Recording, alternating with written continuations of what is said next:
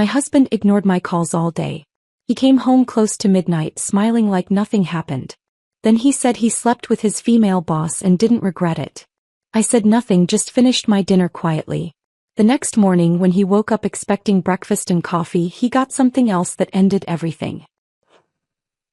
Your husband's phone is probably dead, I told myself after the 5th ignored call.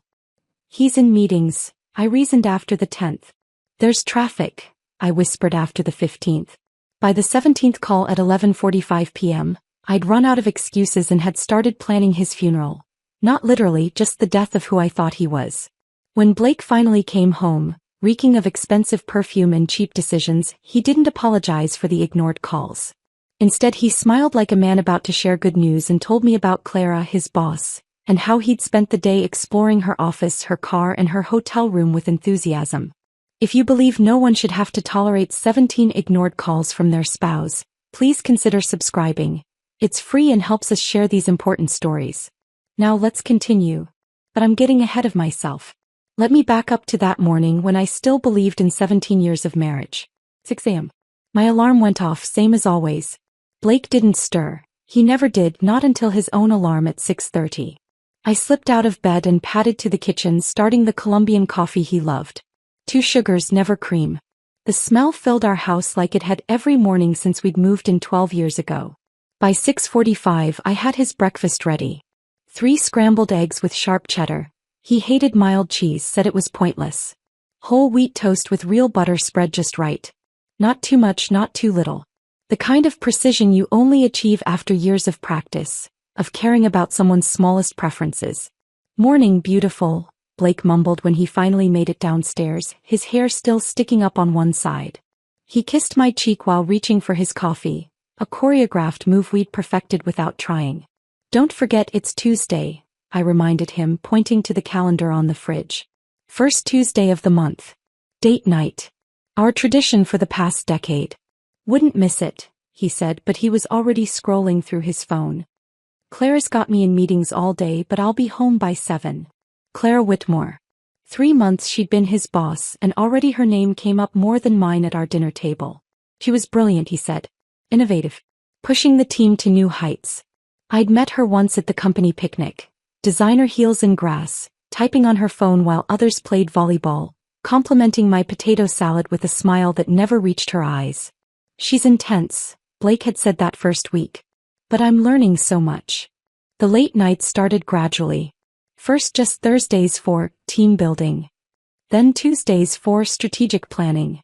By month 2, any night could be a Clara night. He'd come home at 10-11, sometimes midnight, smelling wrong. New air fresheners at the office, he explained when I'd mentioned the cologne change. Clara had them installed. Some productivity study she read. We'd worn the same scents for 17 years. Him, woody aftershave I bought every Christmas. Me, vanilla body spray from Target. Suddenly he smelled like something from a department store I'd never shop in. Then came the phone password. I'd reached for it one night to set our alarm, something I'd done hundreds of times. What's your passcode? Oh, just use yours, he'd said, taking it from me. Company policy. Clara's implementing new security protocols. I should have known then. But 17 years of trust makes you stupid. After Blake left that morning, I went through my own routine. Shower, sensible librarian clothes, yogurt with granola. I managed our local branch, 15 employees, thousands of books, endless community programs. Not glamorous like Clara's corporate world, but fulfilling. My phone buzzed at lunch. Victoria, my sister. Coffee tomorrow? I'm near your library at 2. I'd agreed, not knowing she'd spend that coffee lecturing me about Blake. Victoria was a partner at Brennan and Associates, saw divorces all day, probably couldn't help seeing problems everywhere. But when we'd met the previous week, she'd been more direct than usual. He missed your birthday dinner, Kennedy. Big presentation. At the Ember Hotel bar? Because I saw his car there during my client meeting. Maybe he was meeting clients.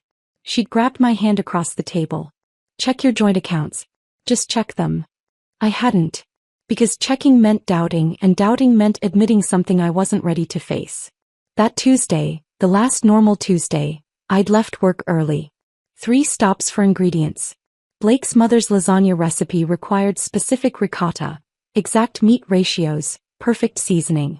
I'd spent 2 hours layering it just right, getting the edges crispy how he liked. The wedding china came out, ivory with silver edges, plates we'd registered for when forever felt guaranteed. Beeswax candles, not the cheap grocery store ones. The green dress from our anniversary, the one Blake said made my eyes look like emeralds. At noon I texted, "Don't forget, our night." His response, a thumbs up. For our decade-old tradition. I told myself he was busy, Clara probably had him swamped. 7 p.m. came and went. The lasagna was perfect. 7:30. Running late. I texted. 8 o'clock. No response. Lasagna back in the oven. 8:30. I opened wine then poured it back. The candles kept burning. 9 o'clock. Another text. Everything okay? By 10 o'clock I'd blown out the candles and accepted what I'd been denying for months. The kitchen smelled like wasted effort and dying traditions.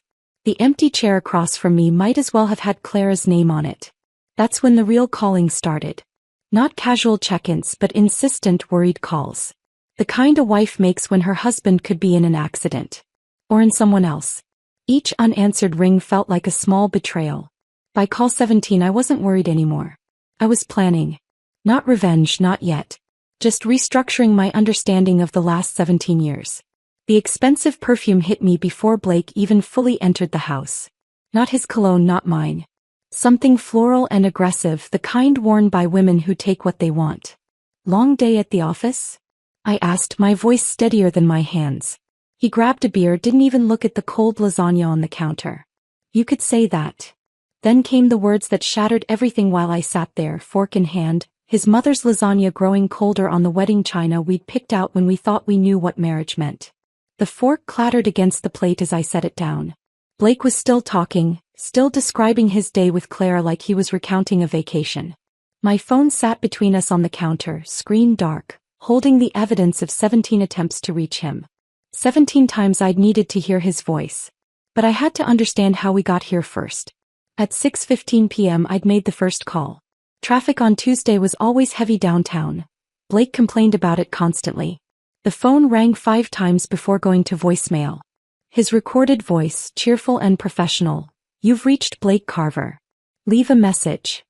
I didn't leave one. He'd see the missed call, figure I was checking in about dinner. The lasagna had just gone into the oven for its final browning, filling the house with the smell of home. 6:30 came without a return call. Unusual but not alarming. Clara probably had him trapped in one of her famous quick sync meetings that lasted hours. At 7 o'clock, when his empty chair stared back at me across the candlelit table, I called again. This time it rang only twice before being sent to voicemail. Declined. My chest tightened slightly. Blake never declined my calls. Even in meetings he'd let it ring out naturally. 7:30, third call. My voice was light when his voicemail picked up. "Hey, just checking if you're okay. Dinner's ready when you are." By 8 o'clock the concern was real. 4 calls now, each one building a knot in my stomach.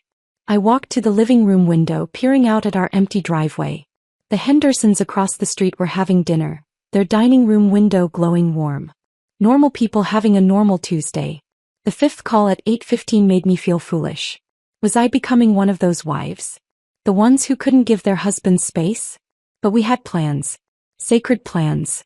First Tuesday plans that had survived job changes, family deaths. Even that year Blake had pneumonia. 8:45. Calls 6 and 7 happened back to back. My fingers were starting to shake as I dialed. Not from anger yet, just confusion mixed with the first bitter taste of fear. Car accidents happened. Heart attacks happened to men Blake's age. All sorts of terrible things happened while wives waited with cooling dinners. By 9 o'clock I was scrolling through our text messages, looking for clues I'd missed. The pattern jumped out immediately. In meetings, 12 times in the past month. Clara needs this project finished, 8 times. Don't wait up, 6 times, including last Tuesday when he'd promised to help my mother move her heavy dresser. Sorry Ken, he texted at 9:30 that night. Clara called an emergency strategy session. Tomorrow never came. Mom hired movers instead, too polite to complain but disappointed in a way that made me defensive of a husband who didn't deserve it. Call number 10 at 9:45. My hands were definitely shaking now. The lasagna had long since been removed from the oven, sitting on the stovetop like an accusation. I found myself bargaining with the universe. Let him be okay and I'll never complain about Claire again. Let him answer and I'll forget about the cologne, the passwords, the late nights. The phone stayed silent. At 10:15, between calls 11 and 12, I opened our laptop. Blake's email was still logged in, he never remembered to sign out. The subject lines from Clara filled his inbox. Need you on this, can you stay late? Quick drink to celebrate? Quick drink. Plural activities disguised as singular professional needs. 10:30 brought an unexpected interruption. My phone rang, not Blake but Mrs. Patterson from next door. Relief and disappointment crashed together. Kennedy dear, is everything all right? Her voice carried that particular concern of nosy neighbors who actually care. I noticed Blake's car hasn't been in the driveway much lately. He's been working late. The lie came automatically. Oh, that explains it. Though I did see him last week at 2 a.m. coming home. Scared me half to death. I thought someone was breaking in. Poor thing, returning from the hospital at that hour. My blood chilled. The hospital? Well, I assumed. Where else would someone go at that hour? Is your mother okay? My mother was perfectly fine. I'd had lunch with her 3 days ago. She's good. Thanks for checking, Mrs. Patterson. Call 13 at 10:45. 14 at 11 o'clock. Each ring echoed in the quiet kitchen. The candles had burned down to stumps, wax pooling on the good tablecloth. I was pacing now, a path from sink to table to refrigerator and back. My wedding ring caught the light with each pass, sending little rainbows across the wall. 17 years since Blake had slipped it on my finger, promising to answer whenever I called. 11:15, call 15. I left a message this time, my voice carefully controlled. Blake, I'm worried. Please just let me know you're safe. That's when my phone buzzed with a notification that wasn't from Blake. American Express. New charge of $400 at Ember Hotel Restaurant, 8:47 p.m. My hands stopped shaking. Everything stopped shaking. The world went very still and very clear. I opened the app with steady fingers. There it was, itemized like evidence. Ember Hotel Restaurant. Table for 2. Champagne, not the house brand but Veuve Clicquot. 2 entrees, filet mignon and salmon. Dessert, chocolate soufflé for 2. For 2. While I'd been warming and rewarming a lasagna made from his mother's recipe, Blake was having champagne and soufflé. The same restaurant where Victoria had seen his car. The place he was supposedly never going to be. Call 16 at 11:30. I didn't expect an answer anymore. The sound of his voicemail had become familiar as a funeral hymn. But I called anyway, needing to complete the ritual, needing to give him every chance to not be who I now knew he was. 11:45, call 17. The last one. I sat at the kitchen table, the cold lasagna my only company, and dialed one final time. As it rang, I looked at my reflection in the dark window. The woman staring back wasn't the worried wife anymore. She was someone else, someone who had spent 6 hours transforming from concerned to suspicious to certain. When Blake's voicemail picked up for the 17th time, I didn't leave a message. I just sat there, phone silent in my hand, wedding ring feeling heavier than it had in years. The kitchen clock ticked toward midnight, each second bringing Blake closer to home, closer to whatever excuse he'd prepared. But I already knew the truth. The 17 calls weren't ignored because he couldn't answer. They were ignored because Clara Whitmore was more important than 17 years of First Tuesdays. The champagne toast at 8:47 p.m. was his real priority. The soufflé for 2 was his actual date night. I straightened the wedding china, dumped the cold lasagna in the trash and waited. Not like a worried wife anymore but like a woman preparing for war. The kitchen clock showed 11:58 when I heard Blake's key in the lock. I stayed seated, my hands flat on the table, breathing steady. The door opened to whistling, actually whistling, My Way by Sinatra.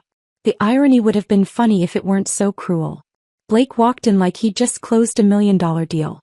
His tie hung loose, shirt untucked on one side, that particular dishevelment that comes from hasty redressing. But it was his smile that stopped me cold. Not guilty, not apologetic, but satisfied. The smile of a man who'd gotten exactly what he wanted. He went straight to the refrigerator without even glancing my way. The beer bottle hissed open. He took a long pull, then finally noticed me sitting there in the dim light. Still up. He leaned against the counter, casual as Sunday morning. Thought you'd be in bed by now. It's Tuesday. My voice came out steadier than I felt. First Tuesday. Oh. Not even a flinch of recognition. Right. Sorry about that. Got caught up. Caught up. Like our decade-old tradition was a dentist appointment he'd forgotten to cancel. Long day at the office? I asked, the words careful and measured. You could say that. He took another sip of beer, then set it down with the kind of deliberation that meant something big was coming. Actually, Kennedy, since you're up, we should talk. My spine straightened. Okay. Blake rolled his shoulders back and his whole demeanor shifted. Not to shame or guilt, but to something else entirely. Pride maybe. Or relief. I slept with Clara today. The words landed between us like dropped glass. Sharp, dangerous, impossible to take back. I waited for more. An explanation. An apology. Something. Instead, Blake continued like he was giving a presentation. Multiple times, actually. In her office after everyone left. Then in her car in the parking garage. Then at the Ember Hotel. He paused, meeting my eyes directly. And Kennedy, I don't regret a single second of it. My hand found the fork beside my plate. The cold lasagna was still there, congealed and pathetic. I took a bite, chewed slowly, tasted nothing but made myself swallow. That's it. Blake's voice pitched higher. That's your reaction? I took another bite. The lasagna needs more oregano. His face twisted in confusion. I just told you I heard you. Another bite. The mechanical motion of eating kept my hands busy, kept me from throwing the plate at his head. You had relations with your boss in 3 different locations. Very thorough. Kennedy, what would you like me to say? I set down the fork carefully, dabbed my mouth with a napkin. Congratulations on your successful networking? Should I update your LinkedIn? Blake Carver. Now offering intimate consultations with management? The beer bottle slammed down. I just told you I cheated on you and you're making jokes? No, I said, taking one more bite. You told me you destroyed our marriage for a woman who signs your paychecks. I'm eating dinner. There's a difference. Blake's carefully prepared speech was crumbling. This wasn't the script he'd rehearsed. He'd expected tears, shouting, maybe thrown dishes. Something dramatic he could work with, apologize through, maybe even spin into being partially my fault. But calm wasn't in his playbook. You're in shock, he decided, moving closer. Kennedy, we need to process this. We. I laughed, but it came out sharp. There is no we anymore. He just made that very clear. 3 times clear, apparently. His face flushed. This attitude isn't helping anything. Oh, I'm sorry. Let me try again. I stood, cleared my throat dramatically. Oh, Blake, how could you? Our 17 years meant nothing? Please, tell me more about how Clara's office desk compares to our marriage bed. I'm dying to know the details. Stop it. No, really. Did she compliment your performance review? Give you 5 stars. Employee of the month. You're being childish. And you're being escorted out of my kitchen. I picked up his beer, poured it down the sink. Go upstairs, Blake. Pack a bag. Find a hotel. Maybe the Ember has a loyalty program now. His jaw clenched. This is my house too. Your name might be on the deed, but you just forfeited your welcome.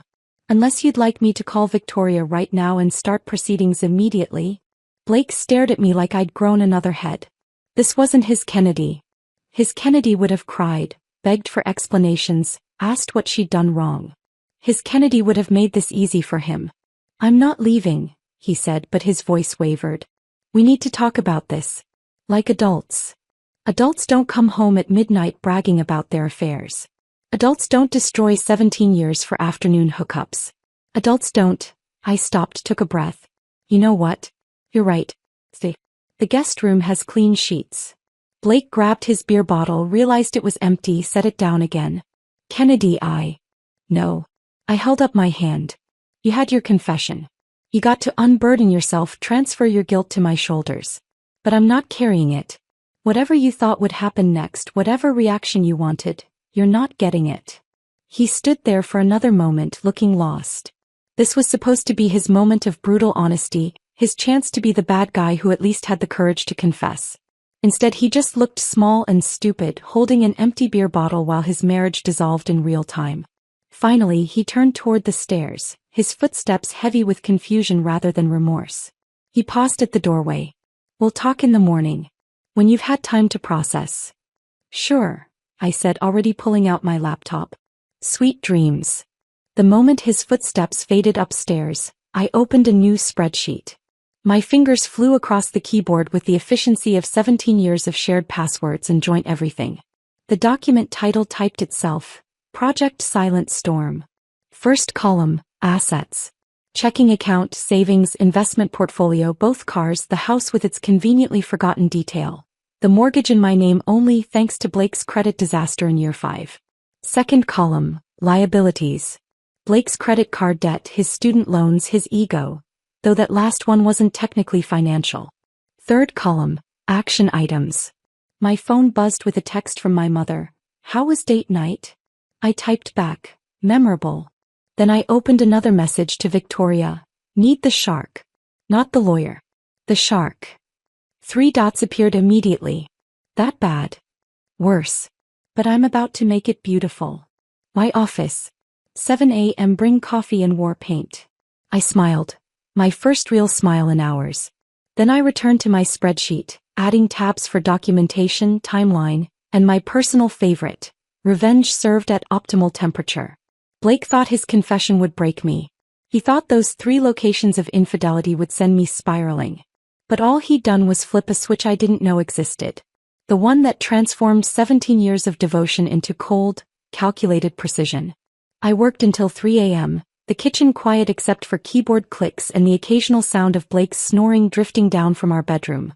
His temporary sleeping quarters. Every password memorized, every account documented, every vulnerability cataloged. By the time I finally closed the laptop, Project Silent Storm was 18 pages of pure, organized retribution. Blake had given me 17 hours until morning to process his betrayal. I only needed 6 to plan his complete destruction. The laptop screen glowed 3 a.m. when I finally pushed back from the kitchen table. 6 hours of planning complete. My eyes burned, but my mind was crystal clear. Blake's snoring still drifted down from upstairs. The peaceful sleep of a man who thought confession meant absolution. I started with the money. Our joint savings account showed $47,832. Legally, I could move it. Morally, after his midnight performance, I should have taken it all. I initiated the transfer to my personal account, the one Blake didn't even know existed. Opened 3 months ago when the cologne changed just in case. Transfer complete. 3:17 a.m. Next came the credit cards. Blake had 3 supplementary cards on my accounts. I canceled them one by one, effective immediately. The customer service representative, probably used to middle-of-the-night revenge cancellations, didn't even question it. "Would you like to remove the authorized user as well?" "Absolutely. Changes will take effect within 2 hours." By 3:45 I was downloading our entire text history from the cloud. 3 years of messages, including last month's gems where Blake called Clara incompetent, Daddy's promotion pet, and my personal favorite, "She makes me miss my old boss who only spoke in sports metaphors." I screenshot everything, organized by date, highlighted the best parts. Blake's own words would be his jury. At 4:30 I started making appointments. 3 different divorce attorneys, all before noon. Victoria would be first at 7 o'clock, but I wanted options. Comparison shopping for divorce lawyers felt like choosing cereal. Except this decision would determine my next 17 years.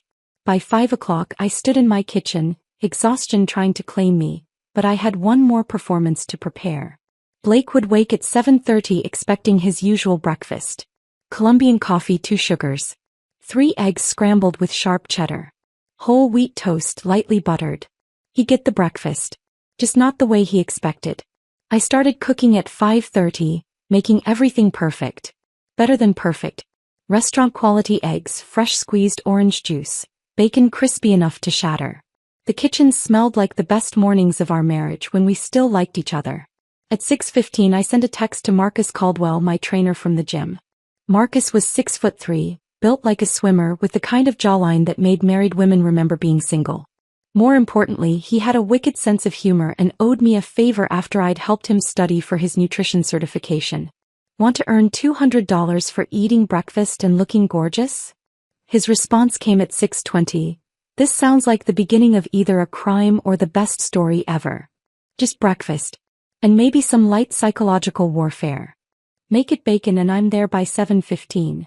At 7 o'clock, while Blake continued sleeping, I changed into my best casual dress. The one that made me look effortlessly put together. Hair done, subtle makeup, the works. If I was serving revenge, I'd look good doing it. Marcus arrived at 7:20, and I'd never been happier to see someone. He walked in wearing jeans and a fitted Henley that did wonderful things for his shoulders. Kennedy, you look like you're about to commit a beautiful crime. Just serving breakfast. I handed him coffee. My husband will be down soon. He had a long night informing me about his extracurricular activities with his boss. Marcus's eyebrows rose. And you want me to? Eat his breakfast. Be charming. Exist in his space. I can do that. He grinned. This is already worth more than $200. At 7:31, I heard Blake's alarm. His footsteps upstairs, shower running, the familiar sounds of a man who didn't know his world had already ended. 7:45, Blake's footsteps on the stairs. He walked in wearing his usual Tuesday outfit, already checking his phone. Smells amazing, babe, he said without looking up. Oh, it is amazing. I poured orange juice into a glass.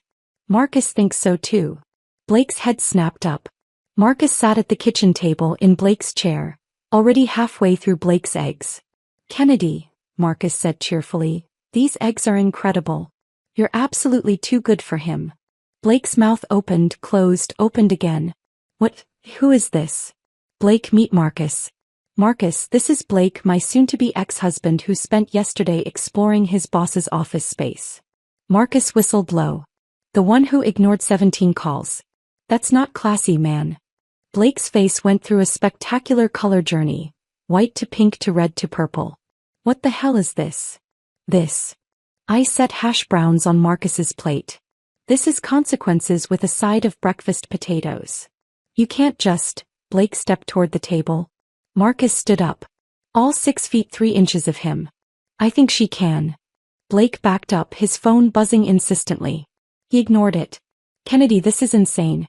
You're being... What? Vindictive. I refilled Marcus's coffee cup. No, vindictive would be calling Clara's husband. Richard Whitmore, right? The cardiac surgeon who thinks his wife is at a medical conference. Blake went pale. You wouldn't. I pulled out my phone, showed him Richard's contact information already loaded. I've got screenshots, Blake. Tuesday at 2:47 p.m., you called Clara insatiable. The same Tuesday you told me you were in budget meetings. Marcus took another bite of eggs, watching like this was premium entertainment. Tuesday afternoon? Bold move. Stupid but bold. Blake's phone rang. Clara's name on the screen. He declined it. You should probably answer that, I said sweetly. She's been calling since 7 o'clock. Something about her husband finding hotel receipts. Blake fumbled for his wallet, pulled out his credit card. I need to. That card was cancelled at 3:17 this morning. The blue one was cancelled at 3:22. The emergency visa at 3:26. You'll have to use your personal account. I smiled. The one with $73 in it. The doorbell rang. Perfect timing. Victoria walked in like she owned the place, power suit immaculate, briefcase in hand. Morning, Kennedy. Blake. She said his name like it left a bad taste. What's she doing here? Blake's voice cracked. Victoria set her briefcase on the counter, pulled out a folder. My job. Here's your separation agreement. You have 48 hours to respond. I suggest getting a lawyer. This is ambush. No, Victoria said calmly. This is consequence. Also Claire Whitmore? She's named in the complaint. Turns out her company has a strict non-fraternization policy. HR will be interested. Blake's phone rang again. Clara. This time he answered, stepping toward the hallway. We could all hear her panicked voice. Richard knows. He has the credit card statements. The hotel receipts. My father's calling, the company's calling. Blake, what did you do? He looked back at us. Me calm Victoria professional Marcus still enjoying his breakfast, and I saw it finally hit him. This wasn't a dramatic fight he could win. This wasn't tears he could manipulate. This was calculated, organized, and already in motion. Blake rushed outside with Clara still screaming through his phone. Through the window I watched him pace our driveway, one hand pressed to his forehead, the other gripping the phone like it might save him. Victoria, Marcus, and I stood in my kitchen, silent spectators to the beginning of his collapse. "I need to go," Blake said into the phone loud enough for us to hear. "I'll call you back." He stormed back inside, his face blotchy and desperate. "Kennedy, we need to talk. Alone." "No." I picked up my coffee cup, took a measured sip. "Marcus hasn't finished his breakfast, and Victoria has more papers for you to review." Blake pulled out his phone again, fingers fumbling as he tried calling Clara back. Straight to voicemail. He tried again. Same result. "Having trouble?" Victoria asked innocently. He ignored her, switching to his banking app. I watched his face pale as he saw the joint account balance. $12.47. Just enough to keep it open, not enough to matter. "The ATM," he muttered, grabbing his keys. "I'll just..."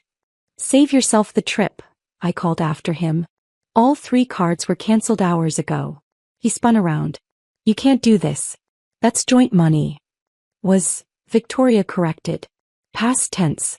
"All perfectly legal, by the way." Blake's phone buzzed with texts. His eyes widened as he read, his thumbs flying across the screen. More texts came through rapid fire. His face went from pale to gray. "Problems?" Marcus asked, helping himself to more bacon. Blake didn't answer. He was too busy calling someone. "Mom." His voice cracked like a teenager's. "Mom, I need to explain." Even from across the room I could hear his mother's voice, sharp and disappointed. "Kennedy already called me this morning, Blake Andrew Carver."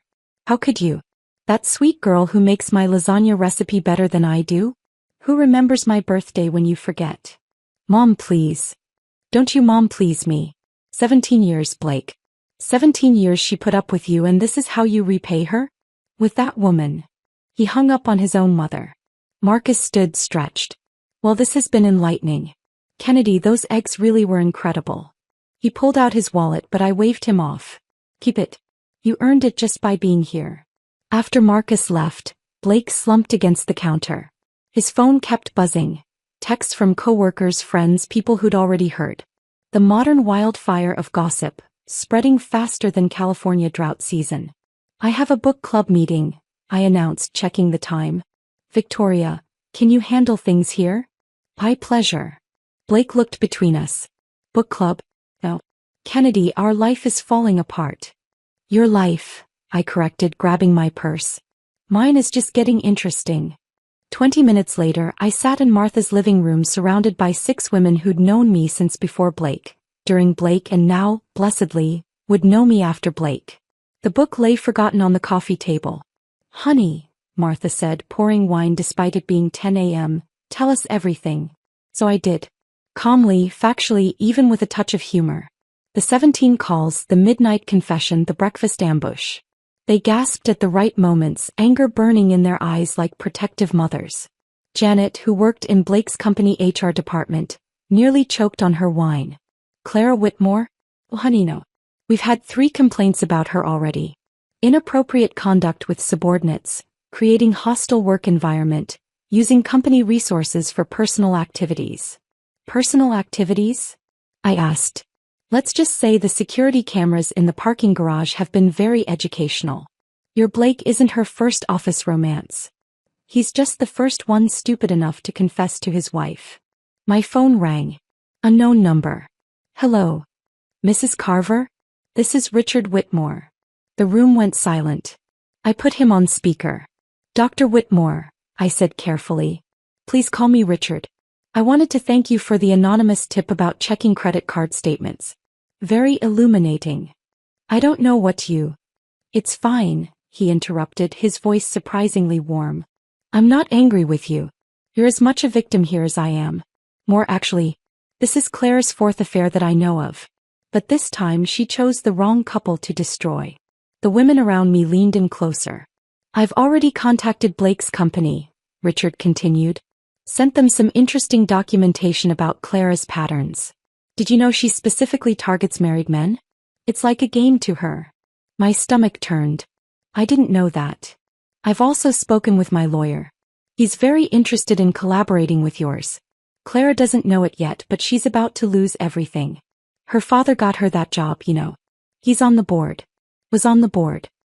He resigned this morning when I sent him the evidence. Oh. I'm sorry this happened to you, Kennedy. Blake's an idiot, but Clara, she's a predator. She'll destroy him now that the fun is over. That's what she does, conquers then discards. After Richard hung up, the room exploded in conversation. Everyone had opinions, advice, wine to pour. But Janet's words stuck. You better get home and secure anything valuable. Desperate men do stupid things. I drove home to find Blake's car gone and the front door wide open. Inside chaos. He'd clearly tried to pack in a hurry. Drawers pulled out, closets ransacked, papers everywhere. But the office door remained locked. I'd changed that lock at 4 a.m. The gaming room he loved was now my craft room, his precious gaming chair replaced with my grandmother's sewing table I'd retrieved from storage. His golf clubs were gone because they'd been donated to charity yesterday. The receipt was indeed on the counter, ready for his tax deduction. I went to our bedroom. His clothes were thrown everywhere, suitcases half-packed then abandoned. On the bed was a note. Where are my baseball cards? I texted Victoria. He's looking for the signed collection. Her response was immediate. Safe in my office. Legal leverage. Blake's entire world was unraveling in real time. His credit was frozen, his mother had disowned him, his co-workers were choosing sides, and Clara, the woman he'd destroyed everything for, wouldn't even answer his calls. I sat on my bed, our bed, and felt something I hadn't expected. Pity.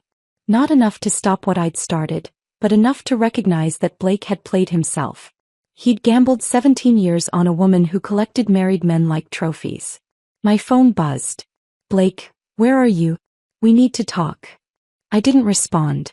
There was nothing left to say. I set my phone down on the bed and walked to the window.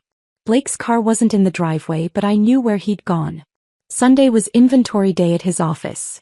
Skeleton crew, perfect for trying to sneak in and grab his things before Monday's storm hit. He had no idea the storm had already made landfall.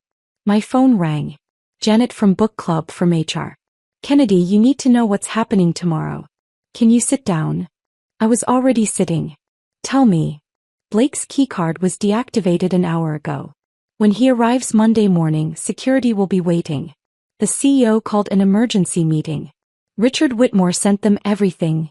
Emails, timestamps, security footage from the parking garage. Security footage? Last Tuesday. Blake and Clara in her car. The camera angle was, unfortunately, clear. My stomach rolled. Of course there's video. That's not all. Clara's assistant Linda just sent a mass email to the entire company. Subject line: Why I'm resigning effective immediately. She listed every affair Clara's had with subordinates. Blake's number 4. I stood up, pacing now. 4. In 2 years. The other 3 were transferred to different departments after things ended. But Blake. He's the first one married. The first one whose wife called Richard Whitmore. Monday came faster than expected. I woke at 5 a.m. to texts from numbers I didn't recognize, Blake's co-workers, people I'd met at company parties, all reaching out with variations of, I'm so sorry, and we had no idea. At 7:45 my phone rang. Blake. They won't let me in the building, he said, voice high and panicked. My keycard doesn't work. Security says I need to go to HR immediately. Okay. That's all you have to say? Kennedy, they're treating me like a criminal. No, Blake. They're treating you like an employee who violated company policy. There's a difference. He hung up. 15 minutes later, another call. This time his voice was hollow. They had everything printed. Emails, texts, even, there was video. From the parking garage. I said nothing. 3 executives were waiting. They had the employee handbook highlighted. The sections about supervisor relationships, misuse of company property, creating hostile work environment. My desk is already packed. I see. Claire's gone too. Her office is empty. They said her father came in at 6 a.m., cleaned it out himself. He's resigning from the board. The father who'd gotten her the job, who'd pulled strings, who'd enabled her behavior for years, finally facing consequences by association. Kennedy, I need you to understand, she pursued me. Blake, she pursued you like a cat pursues mice. For sport. You were number 4. Silence. Then, how did you know that? Linda sent an email. The whole company knows. I heard him make a sound, not quite a sob, not quite a laugh. Something broken. They want me to sign things. NDAs. Severance agreements. They're offering 2 weeks' pay if I sign immediately and don't pursue wrongful termination. Take it. But. Take it, Blake. 2 weeks is more than you deserve and we both know it. Another call came through. Unknown number. I have to go, I told Blake. The new caller was unexpected. James Morrison, the CEO of Blake's company. His voice was formal but somehow warm. Mrs. Carver, I'm calling personally to apologize. What our employees did, what happened under our watch, it's inexcusable. Thank you, but we're conducting a full investigation. Clara Whitmore has been terminated and we're reviewing our policies.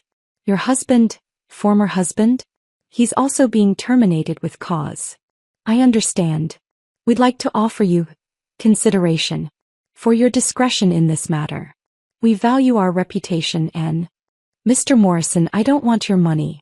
I just want this to end. I respect that.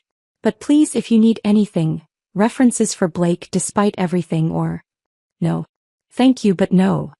After hanging up, I decided something. I would go to Blake's office. Not for him but for me. For closure. I dressed carefully, my best professional dress, navy blue with subtle pinstripes. The one I wore to library board meetings. Hair smooth, makeup minimal but polished. I looked like a woman who had her life together, even if that life was currently being reorganized. The drive to Blake's office took 20 minutes. I'd made it dozens of times, dropping off forgotten lunches, picking him up when his car was serviced, attending holiday parties where Clara would hold court like a queen while other people's husbands orbited around her. The receptionist recognized me immediately. Her face went through several expressions: surprise, pity, respect. Mrs. Carver. How can I help you? I'm here to collect my husband's personal items. Is that possible? She made a quick call then nodded. Security will escort you. The security guard, Tom, was someone I'd chatted with at company picnics. His kids used my library's reading program. He walked beside me quietly until we reached the elevator. I'm sorry about all this, Mrs. Carver. You deserved better. Thank you, Tom. The elevator opened onto Blake's floor. It was like walking into a crime scene after the tape had been removed. People stood in clusters, whispering. When they saw me, the whispering stopped. I walked through the silence with my head high, greeting people I recognized with small nods. Some nodded back. Others looked away, embarrassed by association. Blake's desk was indeed boxed up. 2 cardboard boxes of 17 years reduced to office supplies and personal photos. I picked up the framed picture of our wedding, studied it for a moment, then placed it face down in the box. Kennedy. I turned. Linda stood there, Clara's former assistant, looking simultaneously defiant and exhausted. I'm sorry, she said. I should have warned you. I knew about the others but I needed this job and it's not your fault. I sent the email. About her patterns. The whole company knows now. Good. She blinked, surprised. Claire called me an hour ago.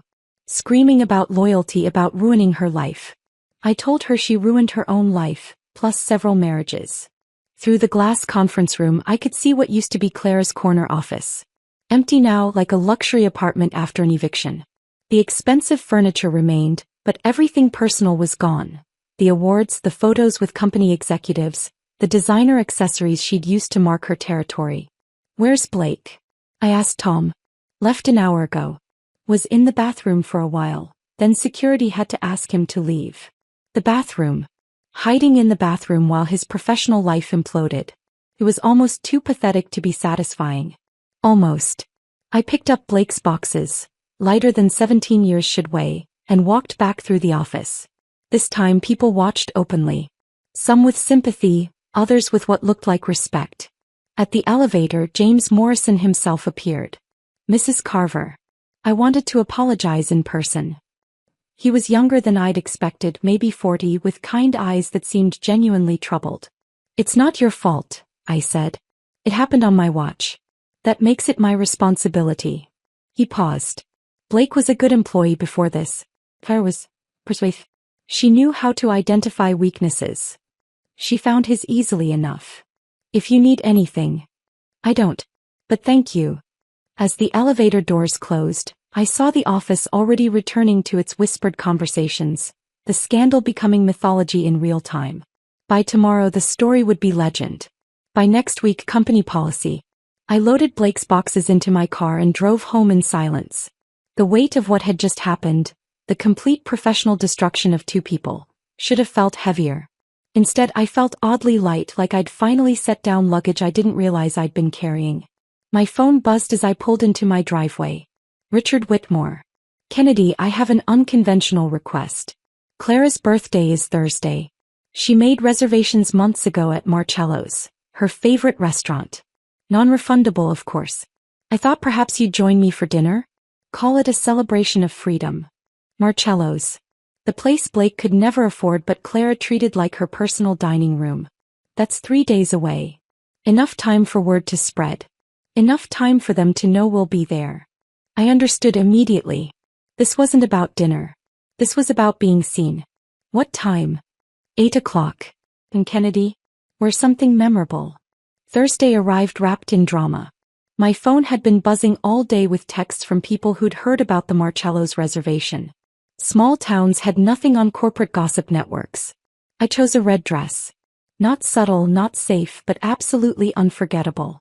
The kind of dress that said I wasn't hiding, wasn't broken, wasn't ashamed.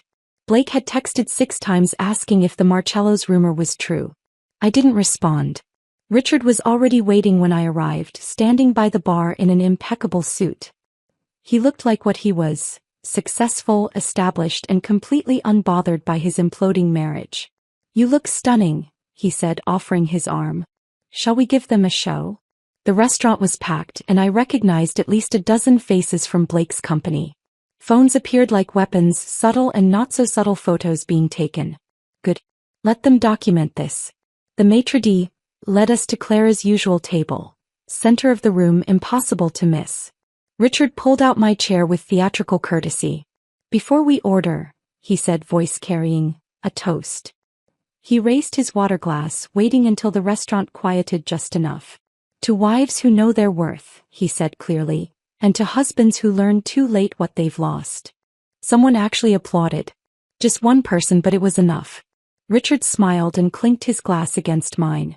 "Now," he said quieter, "let me tell you what those two are actually doing right now." He pulled out his phone, showed me a text from his private investigator. Blake had moved into Clara's guest room after Richard kicked her out of their house. The photo showed Blake carrying a single suitcase into a shabby apartment complex. "She's living in a 1-bedroom in Riverside Gardens," Richard said. "Her father cut her off completely. Frozen her trust fund pending investigation of moral turpitude. That's actually the legal term. Blake's living on her couch? Guest room is generous. It's a Murphy bed in what she uses as a home office. My investigator says they've been fighting constantly. Apparently, the thrill of sneaking around was the only thing keeping them interested. Our appetizers arrived, the same ones Clara always ordered. Richard had done his homework. "She called me yesterday," he continued, crying about her career being over. "I reminded her that she chose to sleep with subordinates. 4 of them. That Blake was just the latest in her collection." My phone buzzed. A text from my mother. "Are you at Marcello's with that handsome doctor?" Mrs. Patterson just showed me a photo from Facebook. The modern speed of humiliation. Instagram stories, Facebook posts, text chains. Blake and Clara were probably watching their public shaming in real time from her Murphy bed. "How are you so calm about this?" I asked Richard. "Because I've been planning my exit for a year. Clara's affairs weren't a surprise. Blake was just the excuse I needed to finally file." He smiled. "Plus, I protected my assets long ago. She'll get the minimum required by law, nothing more." Our entrees arrived. Richard had ordered the house special for both of us, something Clara apparently bragged about discovering. "You know what the ironic part is?" Richard said, cutting into his fish. She thinks she's some kind of romantic rebel. In reality, she's just a cliché with daddy issues and a personality disorder. Harsh but probably accurate. Halfway through dinner my phone rang. Blake's mother. "I'm at dinner," I answered. "Can I call you back?" "Oh honey, I just wanted to say, that photo of you in the red dress at Marcello's? You look absolutely radiant. That doctor is very handsome." "Thank you, Patricia. Also, I sent flowers to your house. The card explains everything. Blake is no longer welcome at Sunday dinners." She hung up before I could respond. "Your mother-in-law?" Richard asked. "Former. And apparently I'm keeping her in the divorce." We both laughed, real laughter, not the bitter kind. My phone buzzed again. "Victoria, Blake just called asking about his 401k. I explained the early withdrawal penalties. He actually cried." I showed Richard the text. He raised his glass again. "To financial justice." As we were leaving, Richard paused at the door. "Oh, I forgot to mention. Claire's apartment?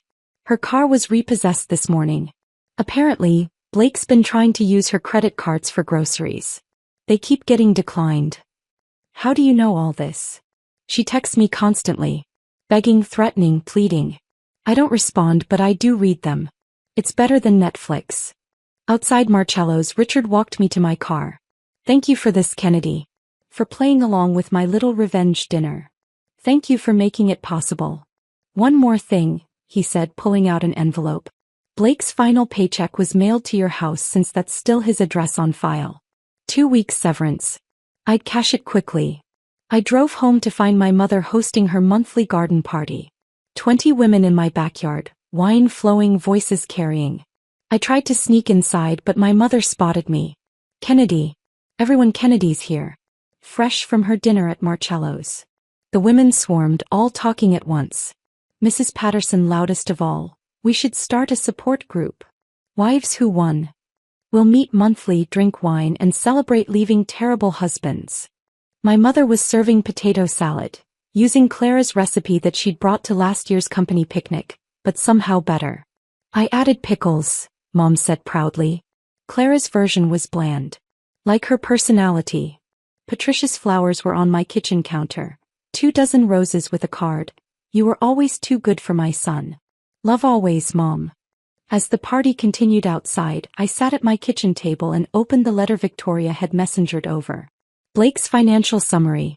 The house, mine. His 401k, decimated by penalties. The car he drove, repossessed since it was leased under my credit. Country club membership, cancelled. The final line made me pause. Recommend employment urgently. Spousal support calculations begin next month. Blake would owe me support. The unemployed, couchsurfing former executive would have to pay his librarian ex-wife monthly support. I poured myself wine and rejoined the party. The women were still talking, sharing their own stories of survival and revenge. Mrs. Patterson was describing her first husband's affair with his secretary. So cliché it was almost boring. "How's Blake handling everything?" someone asked. "He's living his dream," I said. "Shacking up with his boss in her 1-bedroom apartment." "Well, former boss. She got fired too." The group erupted in laughter and fresh rounds of toasting.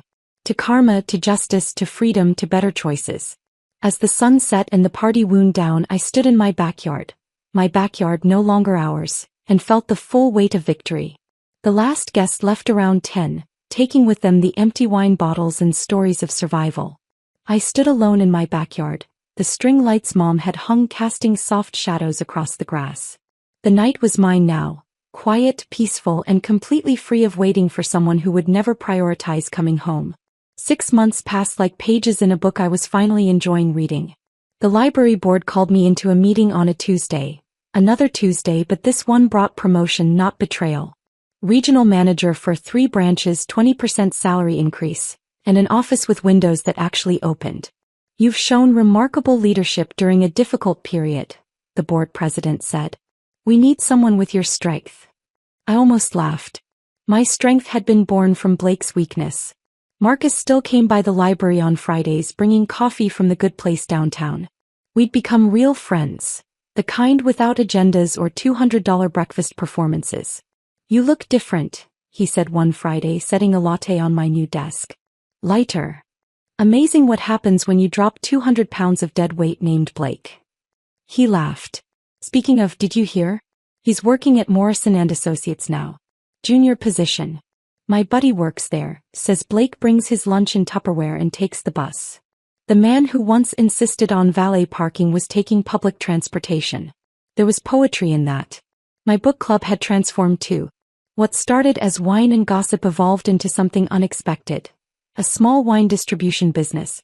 Martha had connections with local vineyards, Janet handled the legal structure, and I managed the books. Wives Who Won Wines was born from a joke at my mother's garden party but had already turned its first profit. We should send Blake a bottle, Janet suggested during our meeting. The cheap stuff. No, I said. He doesn't get space in our success story. Mom had finally stopped asking about grandchildren. Last week over lunch she'd simply said, "You've been through enough, honey. Whatever makes you happy is enough for me." It was Thursday when Blake reappeared. Not a special Thursday, just a rainy one in November. I was reading on my couch when the doorbell rang at 8 p.m. Through the peephole I saw him, soaked, shabby, holding grocery store flowers already wilting from the rain. I opened the door but didn't invite him in. "Kennedy." His voice cracked on my name. "Can we talk?" "We're talking." Inside. "I'm soaking." "That sounds like poor planning on your part." He stood there, rain running down his face, looking nothing like the man who'd walked in whistling that midnight. This version was deflated, desperate, and somehow smaller. "Clara left me," he said. "For a pharmaceutical executive. Apparently I was just revenge against Richard." I said nothing, just watched the rain fall behind him. "I'm working at Morrison now. Junior consultant. I make half what I used to. I take the bus, Kennedy. The bus. And I realize what I lost. What I threw away. You are. Stop." I held up my hand. "Your realization came 17 months too late. I'm not interested in your hindsight clarity. Please, Kennedy. I know I destroyed everything, but maybe..." "There's no maybe, Blake. You didn't just cheat. You came home proud of it. You looked me in the eye and bragged about destroying our marriage." The rain picked up, soaking through his thin jacket. The grocery store flowers drooped further. "I'll do anything," he said. "Counseling, therapy, whatever you want. What I want is for you to leave." He stood there another moment, rain and regret making him look almost sympathetic. "Almost. Can I at least come in to dry off?" "No." I closed the door on his face, went to the kitchen and made myself tea. Through the window, I watched him stand on my porch for another 5 minutes before finally walking away, shoulders hunched against the rain. My phone buzzed. "Richard, tennis tomorrow? 9 a.m. Richard and I had become unlikely friends. Every Saturday we played tennis at the club Blake could no longer afford. We were equally matched. Both beginners, both laughing at our terrible serves, both healing from the same kind of betrayal. "Blake showed up tonight," I texted back. "In the rain. With gas station flowers. Claire called me yesterday. They're living in a studio apartment now, fighting constantly. She blames him for ruining her career. He blames her for ruining his marriage. They deserve each other." "No," Richard replied. "They deserve worse. But each other will have to do." Saturday morning tennis became my new ritual. Richard and I would play badly, laugh loudly, and occasionally run into people from Blake's former company who'd whisper about us being revenge partners. "You know what's funny?" Richard said after a particularly bad serve. "They think we're together. Blake and Clara are convinced we're having an affair." "Let them think it," I said, hitting the ball into the net. "Their paranoia is their problem. The best revenge really is living well," he said. "But living well while they watch from their studio apartment is even better."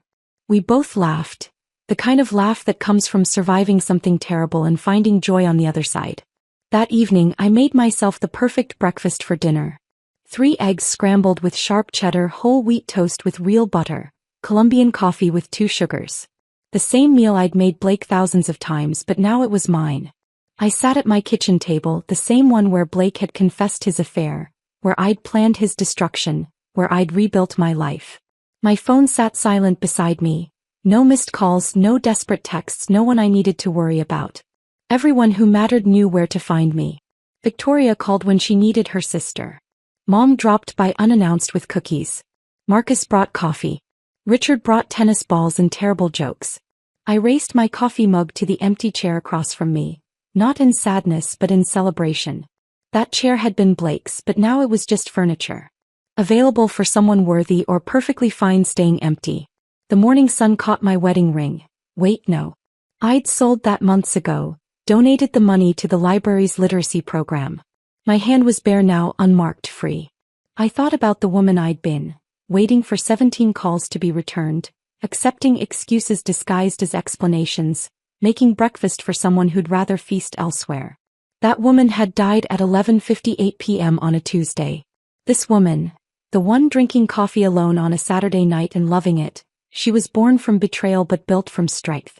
She ran a library system, owned a wine business, played terrible tennis and never waited for anyone to come home. My phone buzzed once.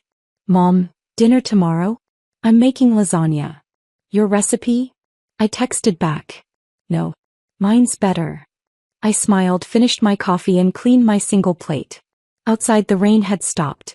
The air smelled clean, like possibility, like freedom, like a life that was finally, completely mine. The best revenge hadn't been destroying Blake. That had been temporary satisfaction. The best revenge was becoming someone who'd never accept 17 ignored calls again. Someone who knew her worth before the coffee got cold. I turned off the kitchen light and headed to bed. My bed in my house, in my perfectly imperfect life. Tomorrow would bring whatever it brought. But tonight I was exactly where I needed to be. Home. If this story of calculated revenge kept you hooked until the very end, hit that like button right now. My favorite part was when Kennedy served Blake his usual breakfast to Marcus instead, watching his face turn 17 shades of red. What was your favorite moment? Drop it in the comments below. Don't miss more gripping stories like this. Subscribe and hit that notification bell so you never miss an upload.